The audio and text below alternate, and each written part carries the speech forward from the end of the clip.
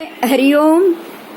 आज हम थोड़ा पर्यूषण में क्या है, पर्यूषण क्या है उसकी चर्चा करेंगे। थोड़ी देर के लिए मैं आपसे कुछ पर्यूषण के मामले में उसके बारे में बताना चाहूंगी। पर्यूषण 8 दिन के लिए पर्यूषण एक पर्व होता है। पर्व का मतलब होता है त्योहार। हमारे जैनों के लिए पर्यूषण एक बहुत बड़ा पर्व है और ये पर्व हम अपनी आत्मशुद्धि के लिए करते हैं, है ना। वैसे तो हमारे जो भी जितने 24 तीर्थंकर हैं उनके सभी कल्याण का उजवना करना, कल्याण की जो भी प्रथा है, परमात्मा के कल्याणकों का उसके दिन उपवास भी किया जाता है, व्रत पचखान किए जाते हैं और इस तरह से उसका उजवना होता है। लेकिन पर्यूषण एक ऐसी घटना है, ऐसी बिना है जिसमें हमें सिर्फ अपनी आत्मशुद्धि और आत्म केंद्रित क्रिया से ही उसका हमें उत्सव करना है। आपको अगर जो जानते होंगे 2 प्रतिक्रमण या 5 प्रतिक्रमण, 2 प्रतिक्रमण ही उसमें एक सूत्र आता है, मनः जिनाणम आणम। ये सूत्र और उस सूत्र के जो भी गाथा और जो भावार्थ है वो संपूर्ण रूप से पर्यूषण में किस प्रकार से हमें क्या क्या करना चाहिए उसका ही विवरण उसमें दिया गया है। पर्यूषण में 2 बार हम ये सूत्र बोलते भी हैं। जब भी मंगलिक प्रतिक्रमण होता है तब जो सज्जाएं बोलनी होती है तब हम मनः जिनाणम आणम सज्जाएं बोलते हैं। तो पर्यूषण में 2 बार 2 प्रतिक्रमण में ये बात आएगी। अगर हम सीधे टॉपिक पे आ जाएं तो मैं आपको ये बताना चाहूंगी कि मनः जिनाणम आणम का अर्थ क्या है। मनः जिनाणम आणम का अर्थ है परमात्मा की आज्ञा। मनः जिनाणम, मेरे जिनेश्वर भगवंत की आज्ञा। आणम का अर्थ है आज्ञा। परमात्मा की आज्ञा का पालन करना, मेरे जिनेश्वर देव की आज्ञा का पालन करना। तो यही सूत्र का अर्थ है, पूरा सूत्र उसी के ऊपर है।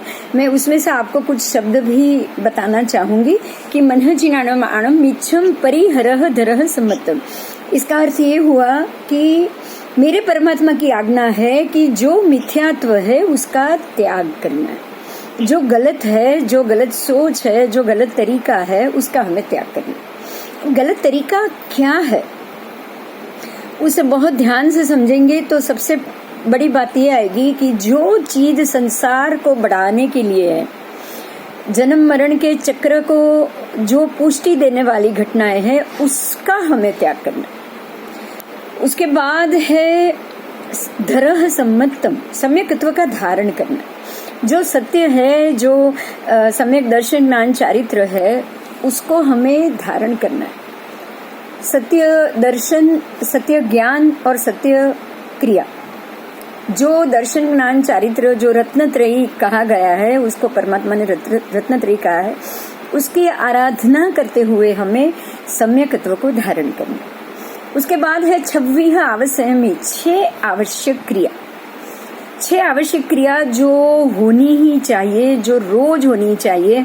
और ये भी आप सबको पता है, हम सिर्फ शब्द को ही खोलेंगे बस, आपको सब मालूम। जो रोज प्रतिक्रमण करते हैं 8 दिन के लिए, जो प्रतिक्रमण करते हैं उनको पता है 6 आवश्यक क्या होते हैं। 6 आवश्यक के नाम है सामायिक, 24 हथो, वंदन, परिक्रमणों, काउसक और पचखान। ये 6 आवश्यक जो रोज करने होते, डेली। सामायिक का अर्थ है समता भाव में आना। जो एक रोज सामायिक, वैसे तो एक नियम करते हैं और जो भी हमारे मुनि भगवंत होते हैं, साधु साध्वी जी, वो उनका जावत जीव का सामायिक होता है। इसका अर्थ ये हो गया कि सामायिक सबसे महत्व की घटना, क्योंकि परमात्मा भी जब दीक्षा लेते हैं तब जावत जीव सामायिक का उच्चारण करते हैं। तो हमें एटलीस्ट दिन का एक सामायिक तो पर्यूषण के पर्व में करना ही चाहिए। जितना हो सके उतना आप ज्यादा करो, मतलब सामायिक।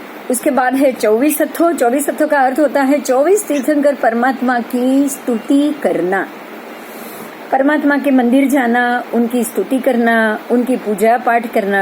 अगर आपने पोसा नहीं किया है तो जरूर पूजा करो, और अगर आपने पोसा धारण किए हैं, 28 पोसो बहुत लोग करते हैं, तो आप उनकी स्तुति करो। तो सामायिक 24 हथो। उसके बाद है वंदन। चैत्य वंदन में भी वंदन मुद्रा आ जाएगी। परमात्मा की जो चैत्य वंदन करना है उसको भी हम वंदन, वो उस तरीके से भी हम वंदन करेंगे। उसके बाद गुरु भगवंतों को वंदन में सब आ गए। हमारे जो पंच परमेष्ठी है, अरियन, सिद्ध, आचार्य, उपाध्याय और साधु भगवंत, ये पांचों को वंदन करना पड़ेगा। ये पांचों को वंदन करने से ही हमारा वंदन आवश्यक पूरा होगा। उसके बाद आ रहा है परिक्रमण मतलब प्रतिक्रमण। आपका कैमरा स्थिर हो गए। प्रतिक्रमण किस प्रकार से करेंगे? प्रतिक्रमण हम रोज सुबह और शाम दोनों प्रतिक्रमण करने होते हैं। राई प्रतिक्रमण सुबह होता है, देवसी प्रतिक्रमण शाम को होता है।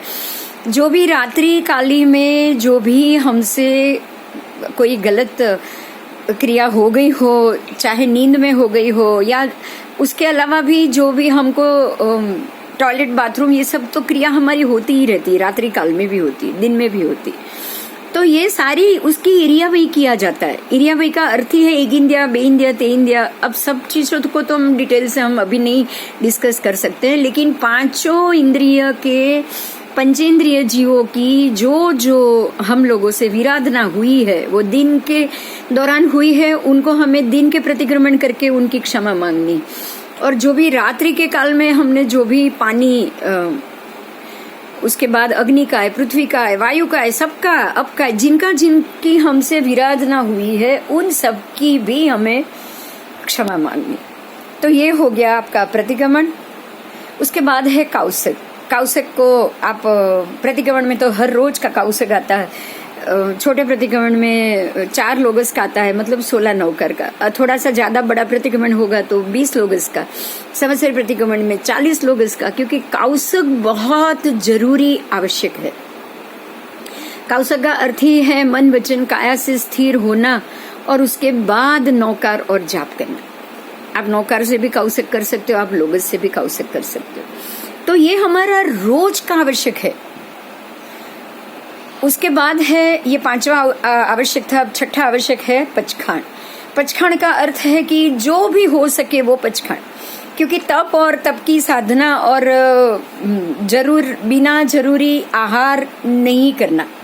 जितना शरीर को चाहिए उतना ही आहार करना, उसी प्रकार से आहार करना, यही तप है। और तप में आपको ये पता होगा 6 अभ्यंतर तप है, हमारे कहे गए हैं 6 बाह्य तप है।